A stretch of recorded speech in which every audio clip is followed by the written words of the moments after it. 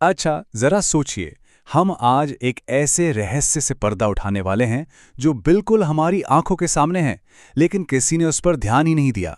आज के इस एक्सप्लेनर में हम अमेरिकी एजुकेशन सिस्टम के एक ऐसे सच को डिकोड करेंगे जो सच में दिमाग घुमा देने वाला है। इमेजिन कीजिए, एक ऐसी कम्युनिटी जो सक्सेस और एजुकेशन के बिल्कुल टॉप पर है, लेकिन जब बात उनकी खुद की यूनिवर्सिटीज की आती है ना, तो वो नक्शे से पूरी तरह गायब हैं। अब जरा इस नंबर पर गौर कीजिए। $3 अरब, यानी लगभग 25,000 करोड़ रुपए। Crazy right? आपको जान के हैरानी होगी कि इंडियन अमेरिकन, जो अमेरिका में सबसे ज्यादा कमाने वाला और हाईली एजुकेटेड रिलीजियस ग्रुप है, उन्होंने 2008 के बाद से अमेरिकी यूनिवर्सिटीज को इतना बड़ा अमाउंट डोनेट किया है। मतलब इनके पास इतना पैसा, इतना इन्फ्लुएंस और एकेडमिक पावर है कि ये खुद की आईवी लीग यूनिवर्सिटीज खड़ी कर सकते हैं। लेकिन इतनी बड़ी फाइनेंशियल ताकत होने के बावजूद रियलिटी कुछ और ही है। और वो रियलिटी क्या है? देखिए, अमेरिका में 1000 से ज्यादा मान्यता प्राप्त धार्मिक कॉलेज हैं। आपको वहां सैकड़ों कैथोलिक और प्रोटेस्टेंट इंस्टीट्यूट्स मिल जाएंगे, बेहतरीन जूइश यूनिवर्सिटीज मिलेंगी और मुस्लिम हायर एजुकेशन के भी कई सेंटर्स हैं। लेकिन जब हम पूछते हैं कि हिंदू यूनिवर्सिटीज कितनी हैं, तो जवाब लगभग जीरो है। Literally zero. हजारों रिलीजियस कॉलेजों के बीच इस कम्युनिटी का पूरी तरह से गायब होना एक ऐसा पैराडॉक्स है जो सच में सोचने पर मजबूर कर देता है। इतने सारे रिसोर्सेज होने के बावजूद भी आखिर ऐसा क्यों है? तो सबसे क्रूशियल पॉइंट यह है कि आखिर ये मुद्दा आज इतना इंपॉर्टेंट क्यों है। ये सीधे तौर पर रिप्रेजेंटेशन यानी प्रतिनिधित्व का एक बहुत बड़ा संकट है। असल में जब कोई कम्युनिटी अपनी कहानी खुद नहीं लिखती ना, तो जाहिर सी बात है कोई और उनके लिए वो नैरेटिव सेट कर देता है, और इसका सीधा असर स्टूडेंट्स पर पड़ता है। कई रिपोर्ट्स साफ दिखाती हैं कि कैसे टेक्स्ट बुक्स में हिंदू धर्म के प्रेजेंटेशन और स्कूलों में बच्चों के साथ होने वाली बुलिंग के बीच एक गहरा कनेक्शन है। होता क्या है कि किताबों में इंडियन कल्चर को अक्सर सिर्फ जाति या उत्पीड़न के नजरिए से दिखाया जाता है। कर्म जैसे एक डीप और कॉम्प्लेक्स कॉन्सेप्ट को बहुत ही सिंपल तरीके से सिर्फ भाग्यवाद या फेटलिज्म बता दिया जाता है, और इसका रिजल्ट स्टूडेंट्स को स्कूलों में अक्सर गलत धारणाओं और बुलिंग का सामना करना पड़ता है। अब इस पूरी प्रॉब्लम की जड़ में ना एक बहुत ही बेसिक फिलॉसफिकल क्लैश है। इसे हम एमिक और एटिक का डिफरेंस कह सकते हैं। थोड़ा टेक्निकल लग सकता है, लेकिन आसान भाषा में समझें तो वेस्टर्न एकेडमिक दुनिया एटिक अप्रोच फॉलो करती है। मतलब चीजों को बाहर से देखना और उन पर अपने वेस्टर्न रूल्स थोपना। लेकिन दूसरी तरफ हिंदू धर्म का नेचर एमिक है। ये पूरी तरह से आपके अंदरूनी अनुभव, इनर एक्सपीरियंस और पर्सनल जर्नी पर बेस्ड है। तो जब आप एक एक्सपीरियंस बेस्ड ट्रेडिशन को वेस्टर्न एकेडमिक सांचे में जबरदस्ती फिट करने की कोशिश करते हैं, तो उसका असली मतलब कहीं खो ही जाता है। और ये बात ना MIT के एक पूर्व रिसर्चर के इस कोट से बहुत ही शानदार तरीके से समझ में आती है। वो कहते हैं कि हिंदू धर्म अनिवार्य विश्वासों की बाउंड्री से बिल्कुल परे है। अब्राहिमिक धर्मों में बिलीफ या विश्वास मैंडेटरी होता है, या तो आप मानते हैं या नहीं मानते। लेकिन यहाँ डिस्कवरी यानी खोज जरूरी है।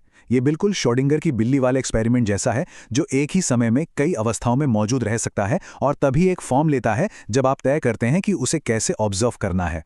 अब आप ही बताइए, इतने डायनामिक कॉन्सेप्ट को ट्रेडिशनल वेस्टर्न यूनिवर्सिटी के स्ट्रक्चर में पढ़ाना कितना मुश्किल काम है। तो इस एकेडमिक गैप को भरने की कोशिशें कैसे हुई, चलिए बात करते हैं पहले बड़े प्रयास की, जिसे हम कहेंगे द वाइल्ड कार्ड, यानी हिंदू यूनिवर्सिटी ऑफ अमेरिका। इस इंस्टीट्यूशन की कहानी सच में किसी हॉलीवुड थ्रिलर से कम नहीं है। जरा इस 36 साल के सफर को देखिए।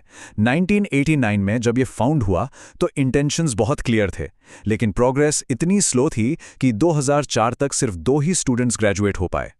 फिर 2007 में एक बहुत ही कंट्रोवर्शियल टर्न आया, जब एक विवादित धार्मिक फिगर ने इसका मैनेजमेंट टेक ओवर कर लिया। हालांकि बाद में चीजें ट्रैक पर लौटीं और 2021 में न्यूयॉर्क में एक बड़े इवेंट के साथ इन्होंने अपनी एक नई शुरुआत का दावा किया। आज की डेट में इस यूनिवर्सिटी के प्रेसिडेंट का विजन इतना विशाल है कि सुनकर एक पल को यकीन ही नहीं होता।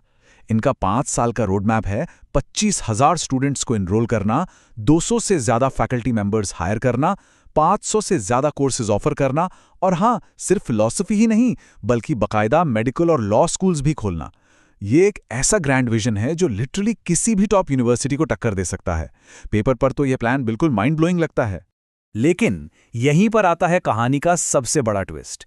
एक डिग्री के लिए लगभग $18,000 चार्ज करने के बावजूद असलियत यह है कि इस इंस्टीट्यूशन के पास फिलहाल कोई ऑफिशियल एक्रेडिटेशन यानी मान्यता ही नहीं है। यहाँ कोई एकेडमिक डीन नहीं है, कोई प्रॉपर स्ट्रक्चर नहीं है, और ये पूरा का पूरा सिस्टम काफ़ी हद तक बस एक वन मैन शो की तरह चल रहा है। तो एक तरफ है आसमान छूने वाले सपने और दूसरी तरफ है ग्राउंड रियलिटी। इन दोनों के बीच का गैप सच में बहुत बड़ा है। चलिए अब एक बिल्कुल ही ऑपोजिट अप्रोच की तरफ बढ़ते हैं और देखते हैं कि वहां क्या हो रहा है। ये है हमारा दी अंडरडॉग विवेकानंद योग विश्वविद्यालय यानी वायु। ये इंस्टीट्यूट ना शोर शराबे से बिल्कुल दूर बहुत ही सिस्टमैटिक तरीके से काम कर रहा है। इनका सेटअप एकदम हाइपर प्रोफेशनल है। 2018 में इसकी शुरुआत हुई और पता है इन्होंने स्टैनफोर्ड, हार्वर्ड मेडिकल और MIT जैसे दिग्गजों के साथ एकेडमिक पार्टनरशिप्स की हुई हैं। इनके पास वॉस्क की तरफ से उम्मीदवारी की मान्यता भी है। और सबसे बड़ी बात, इसे वो लोग लीड कर रहे हैं जिनके पास अमेरिकन एजुकेशन सिस्टम का दशकों का सॉलिड एक्सपीरियंस है। पर ऐसा नहीं है कि इस अंडरडॉग के लिए सब कुछ आसान है। इनकी अपनी अलग स्ट्रगल्स हैं। एक तरफ जहाँ इनके पास वर्ल्ड क्लास एकेडमिक क्रेडेंशियल्स और तगड़ी फैकल्टी है, वहीं दूसरी तरफ इनकी आउटरीच और मार्केटिंग काफ़ी कमज़ोर है। और सबसे क्रिटिकल इशू, एक लंबे समय तक चलने वाले टॉप लेवल इंस्टीट्यूट के लिए जो डीप पॉकेट्स और भारी भरकम लॉन्ग टर्म फंडिंग चाहिए होती है ना, वो इनके पास मिसिंग है। तो यहाँ नॉलेज तो है, पर रिसोर्सेज की कमी है। अब इन दोनों को आमने सामने रखकर देखें तो जो सबसे दिलचस्प बात निकल कर आती है वो ये वाइल्ड कार्ड वर्सेस अंडरडॉग का पूरा डायनामिक है। ये एकदम क्लियर है। लीडरशिप देखिए, एक तरफ वन मैन शो है, दूसरी तरफ एक्सपीरियंस प्रोफेशनल्स हैं। एक्रेडिटेशन की बात करें तो एक बिल्कुल अनएक्रेडिटेड है और दूसरे के पास प्री एक्रेडिटेशन है। एफिलिएशन में एक के पास कुछ नहीं है और दूसरे के पास स्टैनफोर्ड और MIT जैसी टॉप लीग है। दोनों बिल्कुल अलग पोल्स पर खड़े हैं, अलग अलग तरीकों से सर्वाइव करने की कोशिश कर रहे हैं। तो अब सवाल ये उठता है कि ये सब हमें किस तरफ ले जा रहा है? क्या ये सब सिर्फ एक फुटनोट है या फिर भविष्य की कोई बड़ी आहट? इस पूरे एक्सप्लेनर का सबसे बड़ा टेकअवे क्या है? देखिए, आज के इस भयंकर कॉम्पिटिटिव एकेडमिक दुनिया में अगर किसी प्राचीन परंपरा को सर्वाइव करना है तो सिर्फ पैशन या सिर्फ प्रोसेस काम नहीं आएगा। असली फॉर्मूला बस एक ही है, वाइल्ड कार्ड जैसी विजनरी और जबरदस्त फंडिंग को अंडरडॉग जैसी रिगरस एकेडमिक लीडरशिप के साथ मिलाना। अगर ये दोनों चीजें कंबाइन नहीं होती हैं तो दोनों ही एफर्ट्स के फेल होने का रिस्क बहुत ज्यादा है। और इसी के साथ हम एक बहुत ही गहरे और चुभने वाले सवाल पर आकर रुकते हैं। क्या ये अलग अलग कम्युनिटी एफर्ट्स एक साथ मिलकर अमेरिकन एजुकेशन में कोई परमानेंट और सॉलिड एकेडमिक लेगेसी बना पाएंगे, या फिर कल्चरल प्रिजर्वेशन की ये इतनी बड़ी कोशिशें इतिहास में सिर्फ एक छोटे से फुटनोट बनकर रह जाएंगी? ये एक ऐसा सवाल है जिसका जवाब वक्त ही देगा, लेकिन इस पे सोचना हम सबके लिए बहुत जरूरी है।